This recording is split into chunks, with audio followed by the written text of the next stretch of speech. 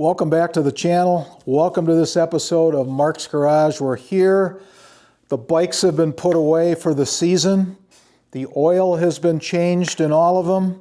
Stay-bill's been added to the fuel systems. They're all idle. They're taking a nap. They're hibernating right now. Why?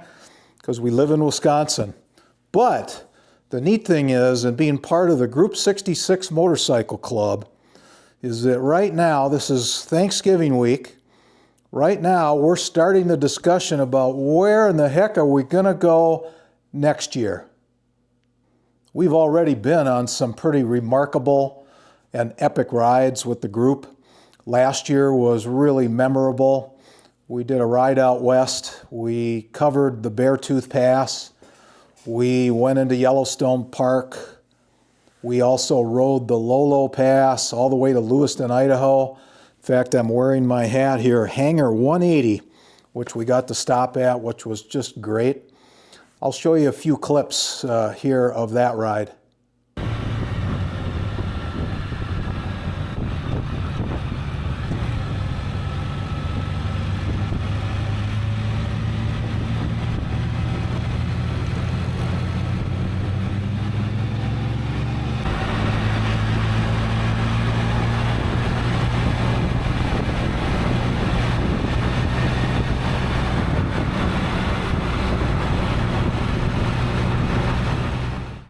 Back in 2019, the group flew to Denver, rented bikes, and we rode some of the higher elevations. We met up with our Group 66 brother, Dave Roger, who lives in Golden out there, and we started from Golden, rode the higher elevations at Estes Park, all the way up to 10,000 feet, and then down to Taos, New Mexico. Had a great time. Here's a few shots there. Also, we rode the $1 Million Highway.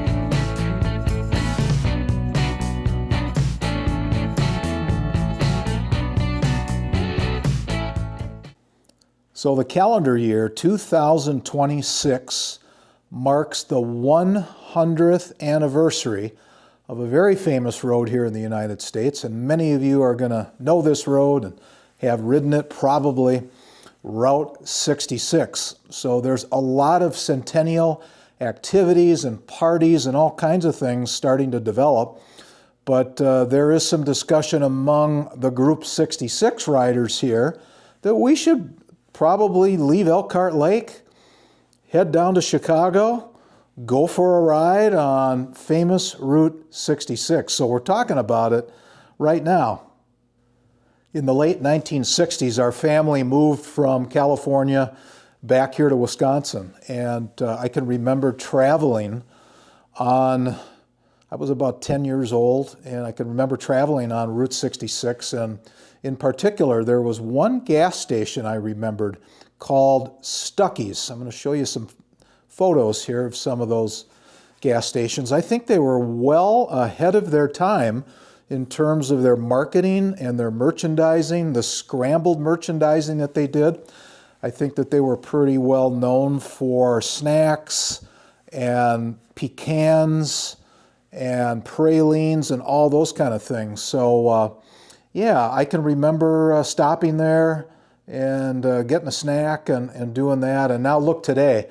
I mean, when you think about the Buc-ee's, the Quick Trips, and how far they have come in terms of offering the kind of convenience and food and restrooms that are really at a nice level today. But Stuckey's was definitely ahead of its time.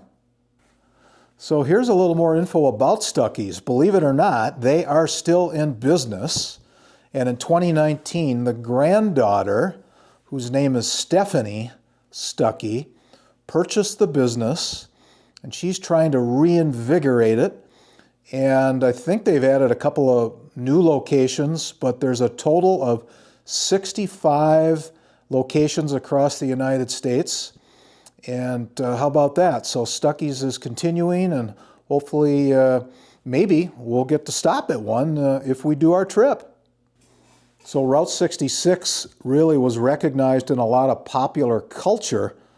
There's the song Get Your Kicks on Route 66. There was a television series called Route 66, and pretty neat stuff. And it was the primary route, really, for those who migrated west, especially during the Dust Bowl of the 30s, and it supported a lot of economies and businesses along the route, and I think people did pretty well. I think those people that lived on Route 66 later were probably challenged with fighting growth and advancement and really the threat of new highways, interstate, and kind of bypassing them, and that's really what did happen. So our ride group here, based in Elkhart Lake in Plymouth, Wisconsin, we're definitely talking about it, we're thinking about it. It would make a lot of good sense for us to head on to Route 66 at some point. Whether we do a couple of days of riding and return, or whether we maybe ride the whole thing. That'll depend on some factors. I think we may do that a little bit later in the year, but we will see. If you have ridden Route 66 on your motorcycle and have some suggestions for maybe good stops, cities, places to see, let us know in the comments. That would be fun to share that. And so we appreciate that, and we'll certainly keep you posted as our plans develop. Thanks so much for tuning into this episode of Mark's Garage and learning a little bit more about our possible trip in 2026. We're excited, and we're always excited to plan trips, and I think this one will be one of them that we accomplish. And so, make life a ride, and doing it on a motorcycle is all the better. And so, to wrap things up, as always, and until next time, take care.